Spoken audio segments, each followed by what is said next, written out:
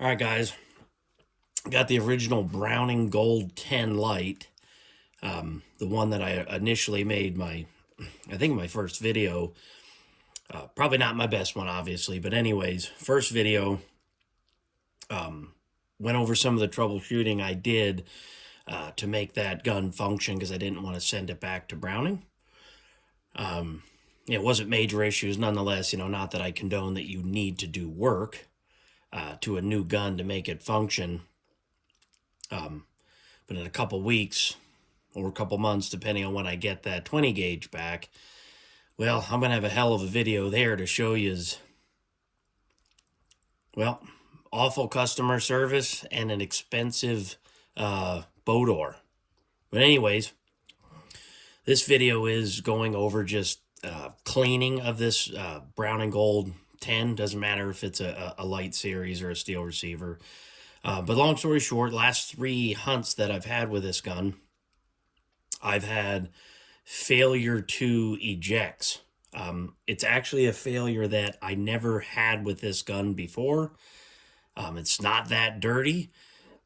I do not know what the problem is. I suspect it's the buffer, but we'll inspect that together to see if it's the buffer or not.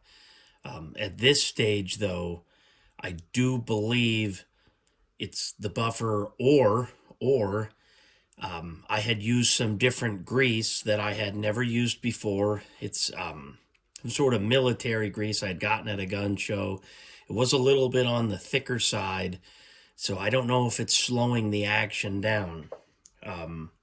It's the only thing I can guess because these are the same holes, same loads that I've been running now for 2 years that, generally speaking, run through this gun flawlessly. So you'd be lucky if I had one hiccup a year in all of my waterfowl season. Keep in mind, this is my primary gun. This goes out 9 out of 10 times or more. In this case, I've had 4 failure to feeds, and let me show you where my failure to feeds are. So these failure to feeds have happened with, I can only say Remington hulls because that's primarily what I load, that are Chedites. Now, I haven't had any happen with Chedites, but keep in mind I haven't shot that many Chedites, so that wouldn't really be fair. So I originally thought, oh, maybe it's these old Remingtons I'm using. These are the old paper base wads, and they have less room in them. They're more like a high base wad plastic, if you happen to have any of those or you've ever reloaded any. But my failure to eject, let me show you what it would kind of look like. It would sort of be in here, held up like this. Every one of them. Not just some of them, every single one of them, same thing. So I don't know, and they, so the bolt would be, obviously have pressure, and I actually cut my finger this morning pulling one out. But anyways, that's what all of them have been so far. So the only thing that I can think is that the grease that I'm using, if the buffer proves to be okay, it's the only thing I could think. Now, I do have an aftermarket stainless steel buffer assembly in here. But I highly doubt that's the problem. It's never given me an issue before. But nonetheless, I don't think that's the issue. It's probably worth inspecting, but I probably won't do that in this video. And what we're going to do is we'll just go over like a simple cleaning of this gun, and we'll just kind of go from there. So what I'm using today is Shooter's Choice. This is an all-weather grease. This is really good down into low temperatures, as you can see, -65. The other thing that's really nice is this is a thinner grease. Even when it's cold, this grease stays thin. That's just standard CLP, break-free CLP. Here I got a plastic brush, and then I'll use this punch to take out the pin. So I usually use a little bit of this to blow dust out if there's any dirt in there. Just a couple bursts. I always use some gun scrubber to kind of clean parts if they're really nasty. I'm going to try to get all this grease off because I suspect that's the issue. You do want to be careful though. This is basically carb cleaner or brake cleaner is sort of how it works. I would definitely do not get this on your camo fisher. This is camo finish. Just use it on metal parts. Keep it away from the camo finish. It won't hurt bluing, but it will strip some paints and it'll definitely take off camo finish if you're not careful. So I've already pulled the choke tube out. Obviously nothing's wrong. It's got some anti-seize on the threads. That's the way I always do it. And also put a little bit in the inside of the body where the choke tube would reside in your barrel to prevent rust.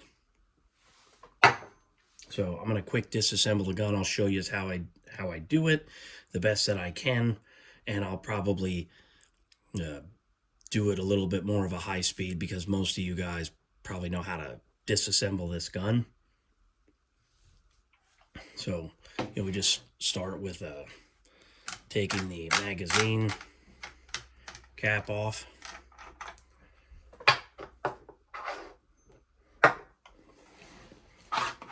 Slide the forend off. I mean, everything's looking okay in there. So definitely smells of burnt powder. I can definitely tell you when you are running steel powder and blue dot.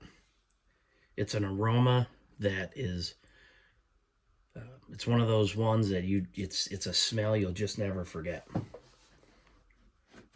So just slide the barrel out. That's the gas ring. It's not dirty really at all. Gas piston everything looks okay. All the rings look fine. They all have spring tension, as you can see. Let's check this one. Has spring tension. Everything looks okay. So no excessive wear and tear. It is a little dirty in there, but we will take care of that. Check the lock up in there where the locking lug goes. Check the extractor, or no, that's the ejector, sorry. Remember, these are fixed ejectors on these. Make sure it's sharp. Oh, yeah, it's sharp. There's no burrs or anything. I don't know. I don't think that's it. It's got to be something, based on that buffer when they wear out. And I have not ever had to replace one in this gun, but I had to replace one in an old Browning Gold 12 gauge from the early 2000s. So maybe that's it. So let's disassemble the receiver here real quick. And I'll show you how I do it. Do not press the bolt release button when you don't have a barrel in there, or you will slam the charging handle against the receiver. And these are just aluminum. There's a lot of tension in here. You're going to damage something if you do that. So I'll just quick knock this pin out.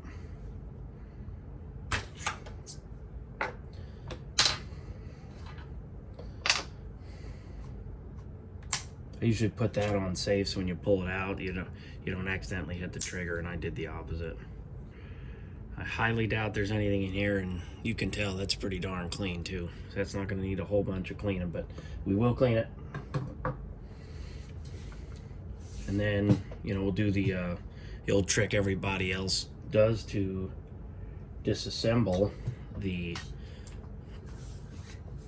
bolts. You have like your little toggle link. Let me get a better light. So we put the crotch of the lifter in there, depress the, you see how that moves back and forth? And all you do, release it slowly, pull this bulk carrier out. We'll inspect all these here in a second. You just lift it out. Not quite sure yet. Let's get a closer look of those parts before we go to the receiver. So, looking at the bolt, everything looks just normal.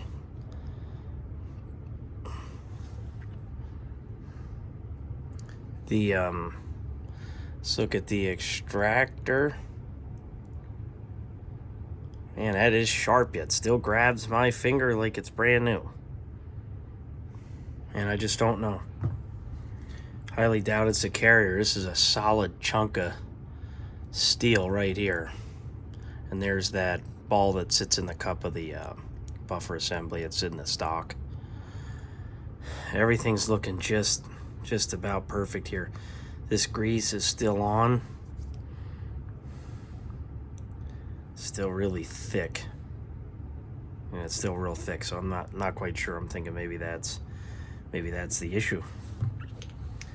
So that's that.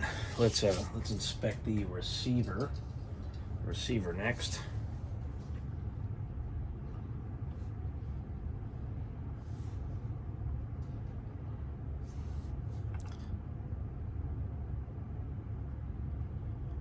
Not really seeing any major damage here. I'm not seeing any major wear. I'm really at a loss right now. Let me feel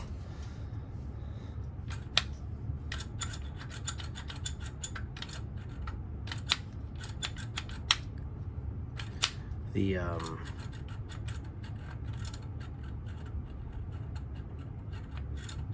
not quite sure. I might take that apart. It feels okay. It's still smooth, so I don't really know what that is. I highly doubt if I take that buffer assembly apart that I'm going to solve any problems, because I really don't think that's the problem. Follower is smooth. Man, I'm just not sure. I'm just not seeing any damage. Let me inspect this a little bit closer and I'll be right back. So let's take a look at that buffer. So that buffer is basically perfect in there yet. Looks basically perfect. That's definitely not the buffer. So I don't know what's going on here. The only other thing I can do is a cleaning and use what I've normally used and kind of go from there. So let's get on to the cleaning process. So I'm just gonna start by kind of wiping the inside of the receiver out. It's actually incredibly clean. So it kind of worries me on this gun right now is this is my primary duck gun, and it has been since 2020. It's basically mostly all I hunt with. You know, I've got a bunch of duck guns, but this is pretty much all I really use anymore.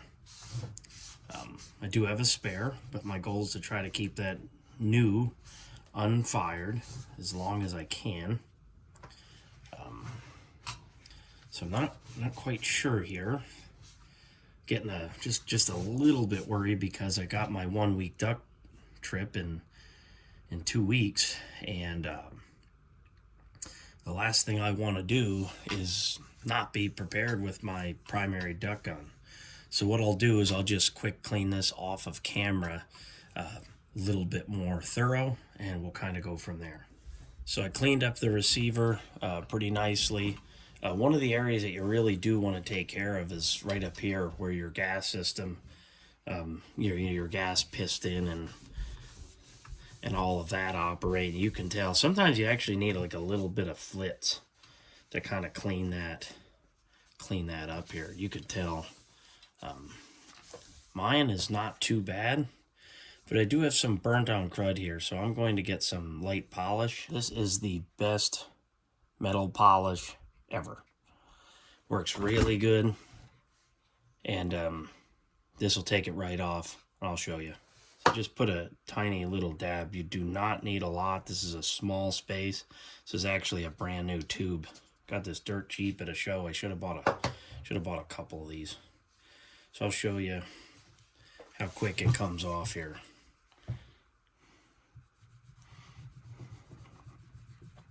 So even though that was pretty crusted on there, you can see it takes it off real quick. I mean, I'm doing this real time. I am not any, quicker filming or anything. I'm not speeding it up, just taking it off by hand. So I'm just kind of polishing up this area that the gas system needs to operate, and you can tell it's pretty darn dirty. So let me finish this up and I'll be right back. So that's cleaned up. Now, where it's polished and kind of a little worn in, it looks like there's crud there, but there's not. It's just where the gas piston ring has gone back and forth a bunch of times. But there's nothing on there. No discoloration or anything. Major wear and tear. Everything looks okay. So one of the other areas that people often forget to clean is right here, okay? And what's going through here is the rod that operates the bolt, right? So this slides back on the magazine tube, and that rod right there goes through this hole, and it operates the bolt. So got to clean this area out. And mine looks a little cruddy, but I doubt that that's it. So you can, push a Q-tip or something through it, and we'll see what happens. It's, like I said, it's really tough doing this. So, well, that came through there. So probably needed a cleaning, right? But it's looking clean right now. So I think we're finished here. We'll just go on to the next part. So if you want, you can also run this Q-tip in the rails in here that the bolt rides back and forth. So I'll finish cleaning up this receiver completely, and then we'll be back. We'll go on to the next. So that's what I got out of those rails that the bolt carrier slides in. So the next part is we'll just quick wipe this down. This is the trigger group. Everything looks really good here. I'm just not seeing any issues. Being that I had troubleshot all the problems in the past that this was having, just not quite sure. Just kind of brush this off, get any loose debris off, and I'll blow it out. But everything looks perfect.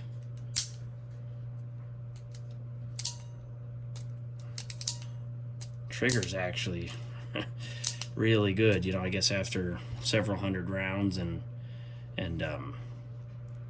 adjusting the pre-travel, which I have the video for that. It's back in the beginning of my YouTube days. But everything looks pretty good there, so I'm not worried about the trigger at all. Quick wipe off the pin. Clean the gas ring. This is the seal here. This actually scrapes the carbon off of the magazine tube that all this kind of operates on.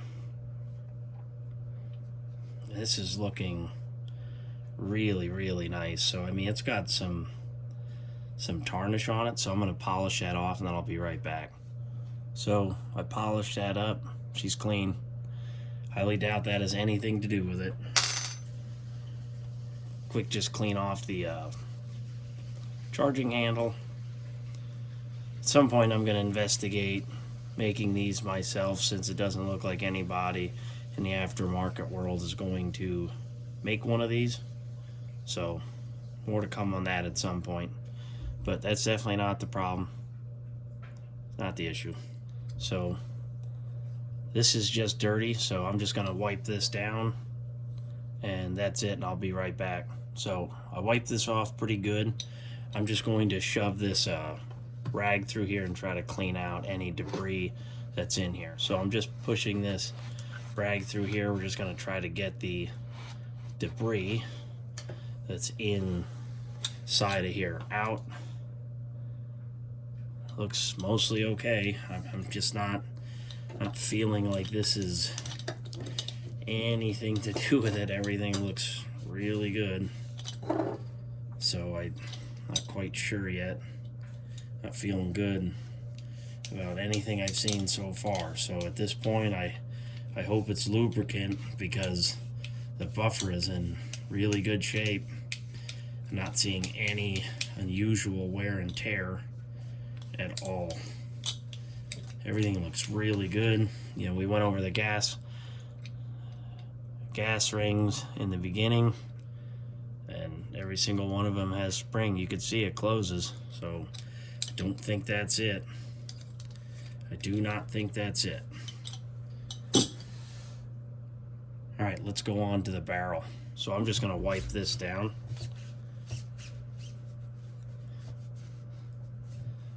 As I normally would, as you would anything else. You're just trying to get the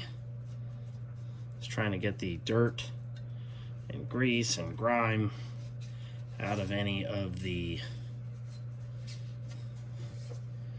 areas that are dirty. As you get inside of this extractor groove, just kind of brush that out. Same thing inside of here. It's really not that dirty, so spending a lot of time cleaning a gun that is just not dirty. So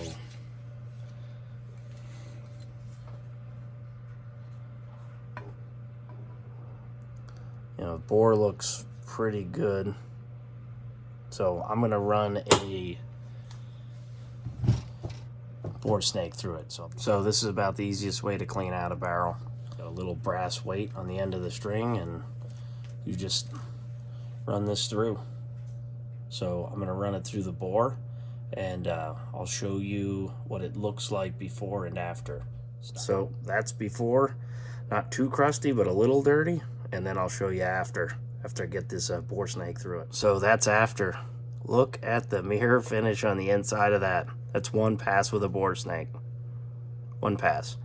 All right, let's go back to the rest.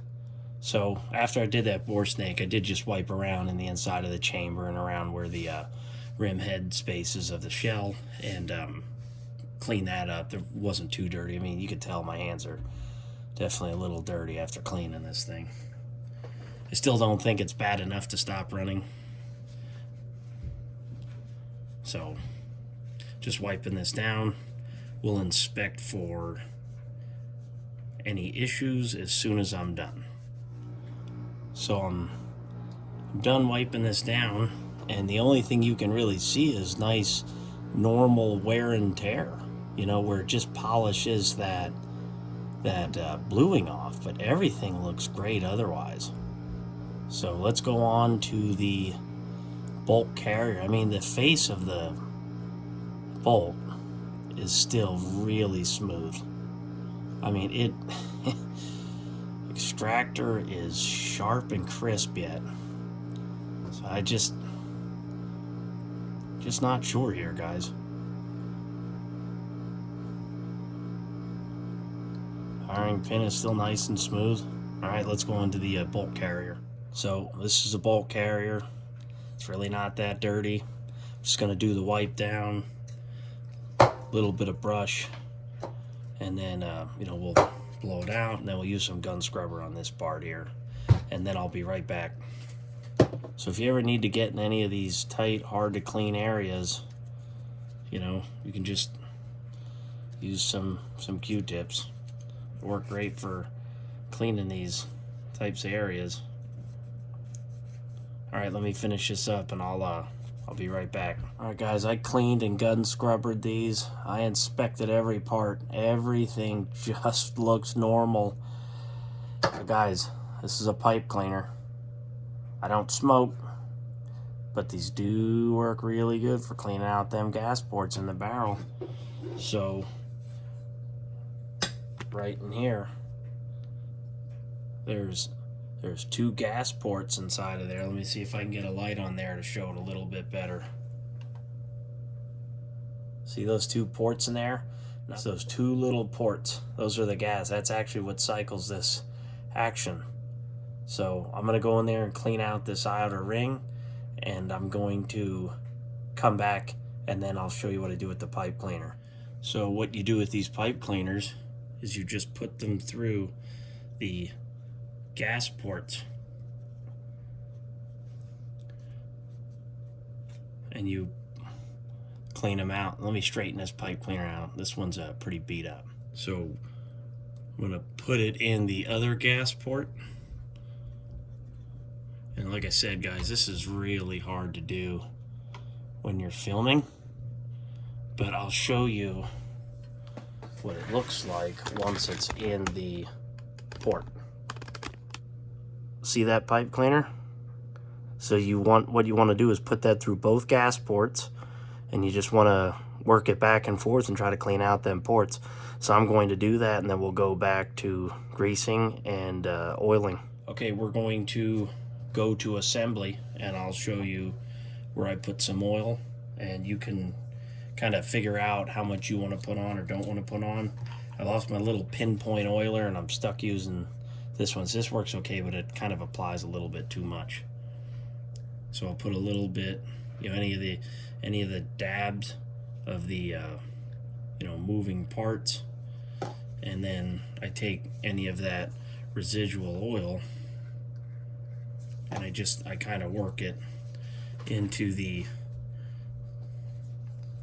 metal parts, and it looks like a lot, but I'm just wiping it on with my fingers. I'm kind of working it in. And that's pretty much it. Just test your firing pin. Nothing crazy yet. Let's get some oil on the carrier. So obviously that's a pretty rough job for this thing. Just like I said, put a little bit of oil on there. Work this all in.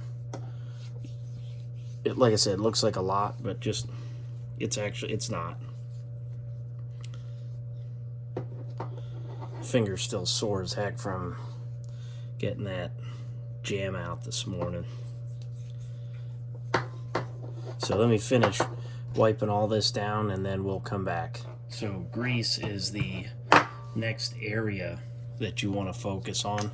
So like I said, this is what I'm using. It's an all-weather grease and it works. It's kind of thin, but it does work good in guns, and it is a kind of an all-weather. Like I said, this can go from a negative to pretty positive, so it's good grease. And obviously these are the rails that it slides in the receiver right here. So I'm going to apply, and honestly a good tip is, if you look where this blue is worn, like right there, that's where it's rubbing metal on metal, or did at some point. Those are the high spots. So get the grease in those areas. Right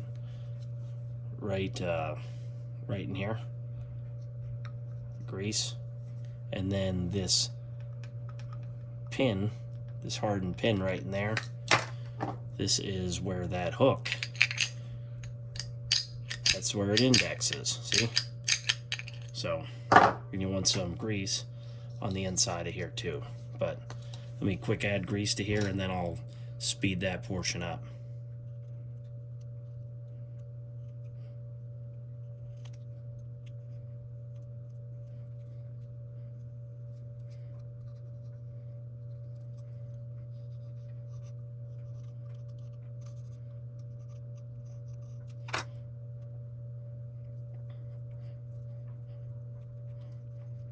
So we'll put some grease so you could see where it's worn, right? That's where the normal wear and tear is. That's the locking lug. So you want to put grease in any of these worn high spots, right in there, right in there. So I'll put grease on there, I'll speed that up, and then we'll go to assembly.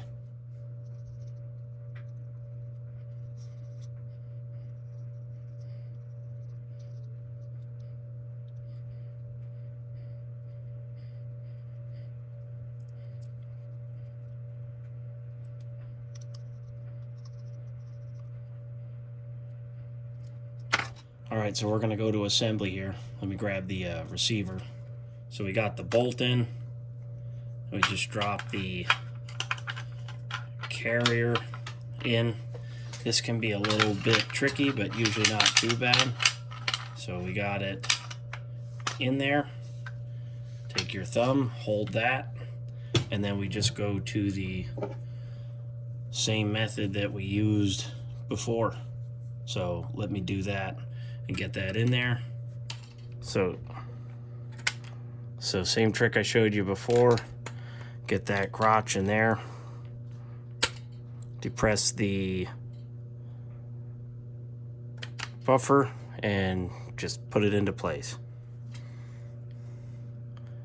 Slip the charging handle in. Put the trigger group back in. Pin back in. I just tap it home. Snaps into place, and that's it for the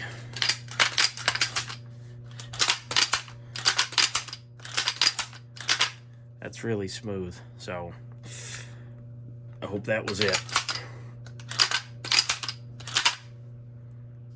I think that was it, but I hope that is it. Just grease and lubrication. All right, let's go on to the rest of the assembly. So you might wonder, hey, you didn't do anything other than wipe and brush the trigger group off. There was already some residual oil there, and there was really no point in disassembling that and cleaning it up or spraying it out. It was super clean. I just sprayed some air duster through it, cleaned it up, and it's perfectly fine. Everything looks good here. I usually do put a tiny bit of grease, not a lot. I just put it on the face of this rod because that's what's operating the action, and I put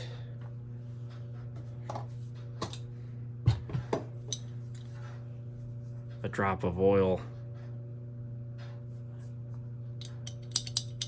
in there and just kind of try to work that back and forth, but highly doubt that's it. So slide that on, index correctly, bring the bolt back,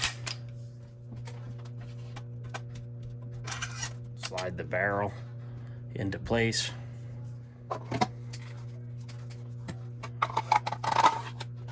fore end into place,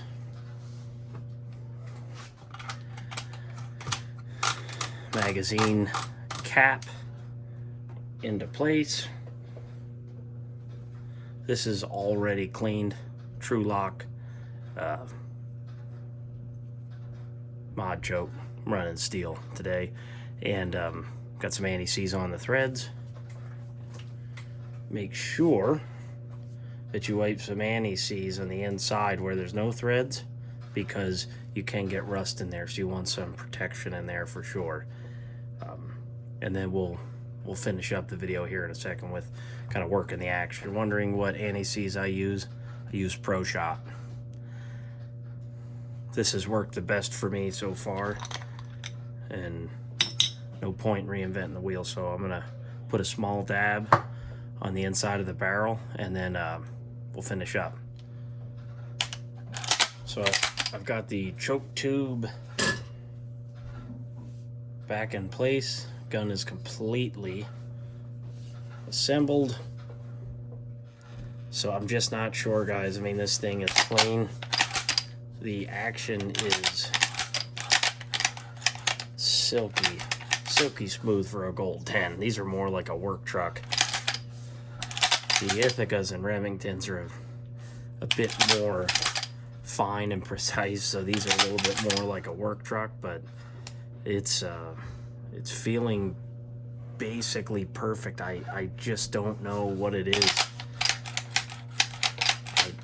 I don't think it is the buffer assembly in the stock. So that's the cleaning video in a nutshell. I'll have to report out back in the next video if I solve the problem or not. I really hope I do. So I'm gonna probably go to the gun range real quick tomorrow morning and test a bunch of loads and just kind of see what happens. So that's it, guys. Signing the video out here. Not getting anything from YouTube, as many of you know. So really the only way to help the channel out, I've had a bunch of people ask, hey, you know, what can I do to help the channel out? I don't know if I'm going to start a Patreon. I don't know if I'm interested in going that route. So I think what I'll just stick with is, if you really want to support the channel, it's cool, watch for free. If you really want to support the channel though, go to my eBay store. It is the 10man-35. I'll have it in the description. Got a bunch of different stuff in there, a lot of 3D printed reloading solutions, and that would be a great way to help the channel out. Really no other way for me to fund making videos right now. YouTube just certainly not gun friendly, so it's kind of where I'm at the moment. And I'll see you back next Sunday. Thanks for watching.